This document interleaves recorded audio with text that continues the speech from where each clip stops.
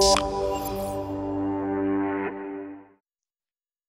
le bonjour et bienvenue à cette nouvelle capsule portant aujourd'hui sur les électrolytes.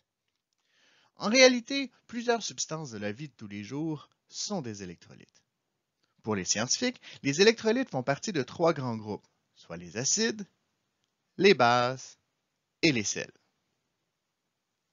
Qu'est-ce qui distingue ces trois groupes et comment peut-on les identifier?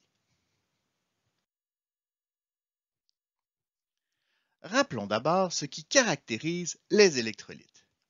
Ce sont des substances qui, une fois dissoutes dans l'eau, permettent le passage du courant électrique.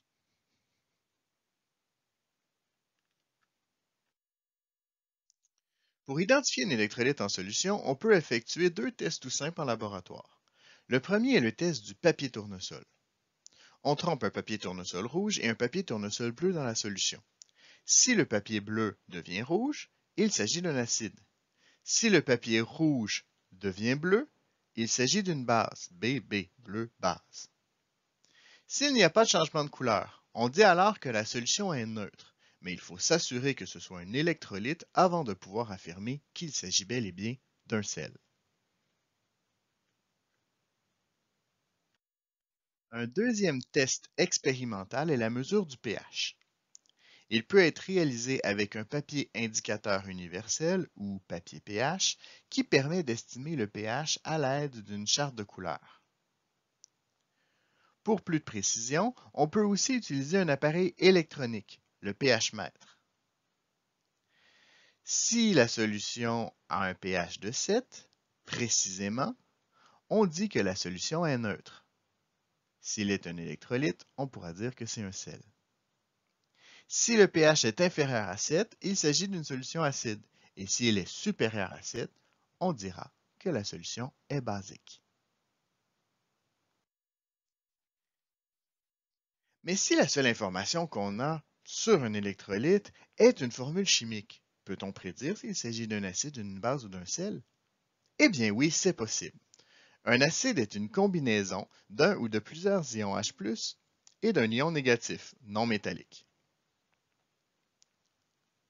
Par exemple, la formule de l'acide chlorhydrique est HCl. En solution, il libère des ions H+, et Cl-.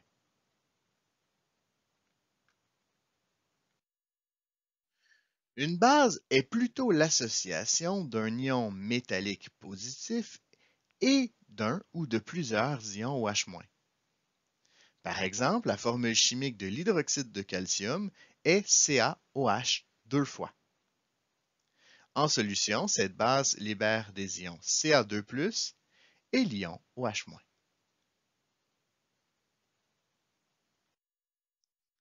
Enfin, un sel est formé d'un ion métallique positif et d'un ion non métallique négatif.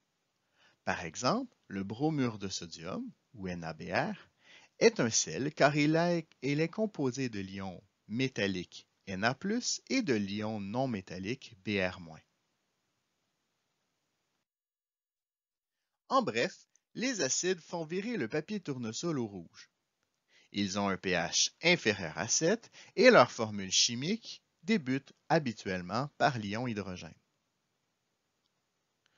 Plusieurs liquides de la vie de tous les jours sont des acides, comme les jus de fruits, le vinaigre ou le café. Les bases, quant à elles, ont un pH inférieur à 7. Ils font virer le papier tournesol au bleu en solution aqueuse. On reconnaît l'ion hydroxyde avec les lettres OH à la fin de leur formule chimique. Le bicarbonate de soude, les savons, les produits nettoyants comme l'ammoniac et l'eau de javel sont tous des exemples de bases. Finalement, les sels en solution n'ont pas d'effet sur le papier tournesol et ils ont un pH neutre, c'est-à-dire de 7.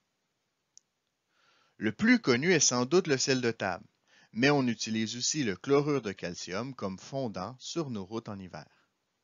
Et maintenant, saurais-tu distinguer les différents types d'électrolytes?